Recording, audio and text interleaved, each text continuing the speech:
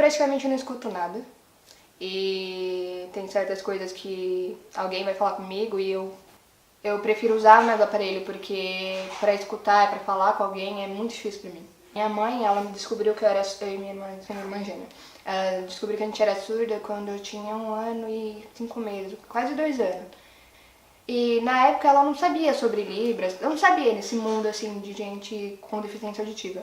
Então ela fez de tudo para procurar fono, fez de tudo para procurar aparelho, e quando a gente colocou o aparelho, que nem sempre todos os surdos conseguem escutar, então quando a gente colocou o aparelho, ela ficou muito feliz, porque a gente conseguiu escutar. Aí ela foi atrás de fono, então desde criança até minha adolescência eu fazia fono. Eu tinha dificuldade também pelo fato de ninguém ter me aceitado. Então assim, a minha vida toda eu estudei numa escola de ouvinte. Então quando eu era criança eu não falava muito, eu ficava quieta, eu era tímida, eu era isso, era aquilo, e as pessoas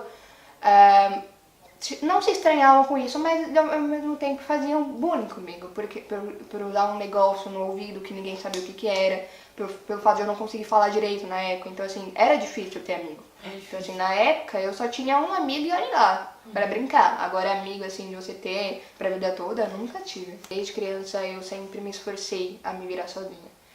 Eu não gostava quando alguém me taxava como coitado, pelo fato de eu não conseguir escutar, porque assim, para as pessoas, surdo é como se você falasse e ele não entendesse, não tivesse a percepção de uma tal coisa. Então assim, geralmente o surdo realmente é taxado como se fosse bobo. Por mais que a escola fale, lá tem um lugar para seu filho, mesmo que a pessoa seja surda. Para a escola é que assim, é uma realidade completamente diferente. A realidade de ser surdo é a realidade de tentar ajudar um surdo.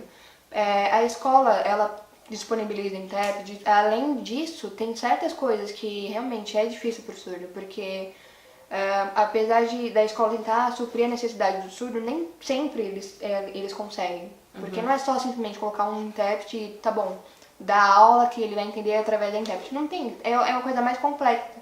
Porque cada surdo é de uma forma diferente. Então cada surdo pensa de uma forma diferente. Então, agora, a questão de qual é esse aparelho auditivo, ele é relativo à situação financeira mesmo, não tem outra explicação. O SUS ele fornece um aparelho auditivo de acordo com escolha de perfil, financeiramente e tudo mais, mas esse aparelho ele é muito ruim. Ele é muito arcaico, ele é grande, ele é feio, ele dá problema. A assistência dele é péssima. Então, o surdo que depende desse aparelho, ele não tem uma vida social muito boa, porque é ruim e não ajuda ele até na questão estética. Entretanto, particular, tem milhares de tecnologias que ajudam. Hoje tem aparelhos auditivos que se conectam com a sua televisão, com o seu celular, via Bluetooth, via Wi-Fi. Então, tu tem um ouvido biônico. Isso facilita muito, até esteticamente falando. É bacana ter um aparelho super desenvolvido. Hoje até para as crianças a gente consegue ter umas capinhas coloridas, umas coisas que chegam a atraí-las. Mas se depender do Sistema Único de Saúde, é péssimo.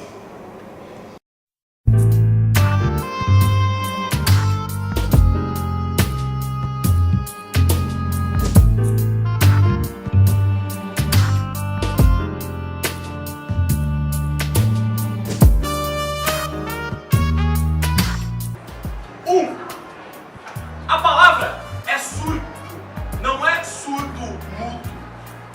Mudo é uma pessoa que não tem voz. Surdo tem voz. Se você duvida, deixa um deles gritar no seu ouvido. 2. Libras é uma língua completa, com gramática e tudo. Libras não é mímica, é igual aquele jogo, imaginação! Não. Eu tinha dificuldade também pelo fato de ninguém ter me aceitado. Então assim, a minha vida toda eu estudei numa escola de ouvinte. Então quando eu era criança eu não falava muito, eu ficava quieta, eu era tímida, eu era isso, era aquilo. E as pessoas não se estranhavam com isso, mas ao mesmo tempo faziam bullying comigo, porque por usar um negócio no ouvido que ninguém sabia o que era, pelo fato de eu não conseguir falar direito na época. Então assim, era difícil ter amigo. Nós temos que estar cientes e cada vez mais se conscientizar sensibilizando e conscientizar outras pessoas que todos nós somos iguais, sem necessidade de ressachar, de fazer bullying, né? Então assim, se eu tô vendo que tem uma pessoa que necessita de alguma ajuda, algum apoio, eu tenho que me expressar, de colocar à disposição para eles. Eu tive uma perda auditiva bilateral dos dois lados e que antigamente na escola isso era um problema, eu sofria bullying, toda aquela questão de discriminação. Mas naquela época eu não sabia a real importância disso, eu me colocava abaixo. Então eu não escutava, eu perguntava o que? As pessoas, então eu me senti isso na pele. Em paralelo a isso, quando eu descobri a língua de sinais no ensino fundamental, eu não descobri pensando nisso, nossa, eu vou mostrar para a sociedade o quanto eu sou forte. Não, na verdade eu descobri a língua de sinais porque eu queria colar nas provas. Eu, curiosa que só, fui na internet e descobri o alfabeto manual. E aí eu aprendi e ensinei a elas, aí ficou facilmente, né, pra gente colar. Então, A, B, C, e assim foi. Só que depois das provas, a gente queria conversar assim, então a gente soletrava tudo. Oi, tudo bem com você? Olha aquele rapaz ali. Até escrever tudo isso, o rapaz tinha ido embora. Todos esses que aí estão atravessando o meu caminho, eles passarão e eu, passarinho.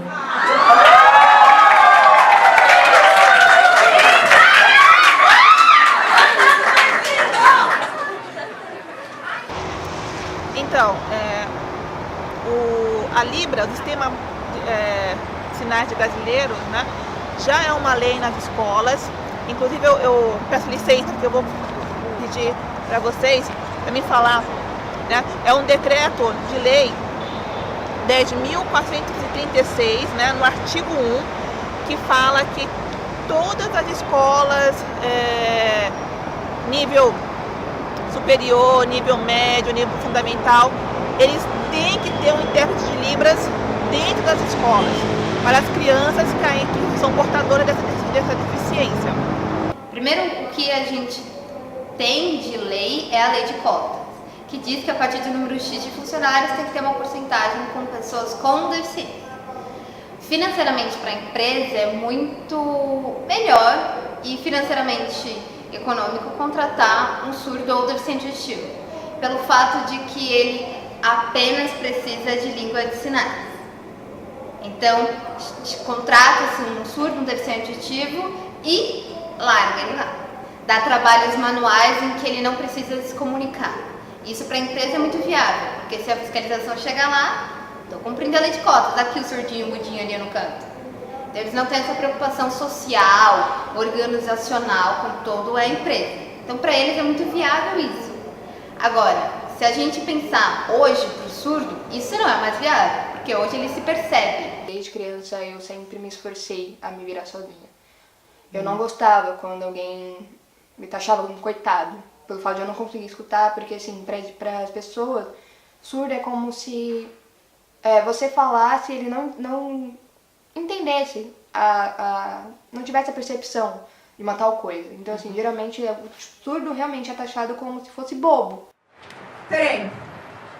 Senhores passageiros, paramos para a retirada de um corpo na via.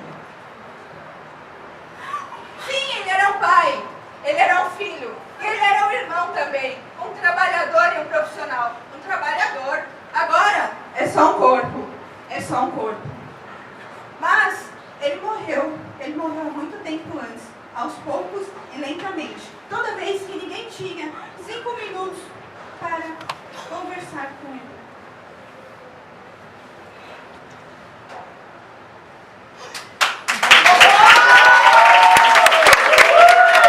Hoje, claramente, o surdo, a pessoa com deficiência, ganha muito menos do que uma pessoa sem deficiência. Claramente. Alguns falam que é devido à falta de formações acadêmicas, enfim. Mas a gente sabe que não é isso, né? Tem muito surdo com um currículo imenso, impecável, melhor que muitos ouvintes, e eles ganham menos por simples ser surdos, né? Então, essa percepção deles hoje consegue mostrar para a empresa que não é assim, que não é porque eles são surdos que devem ganhar menos. Entretanto, a gente volta naquele ponto de identidade. Se ele se reconhece como surdo, se ele se reconhece na sua importância, ele consegue dizer isso para a empresa. Caso contrário, se ele se vê minorizado, ele nunca vai ter esse posicionamento de chegar para o seu chefe e falar: pô, sou surdo, mas eu sou um bom profissional.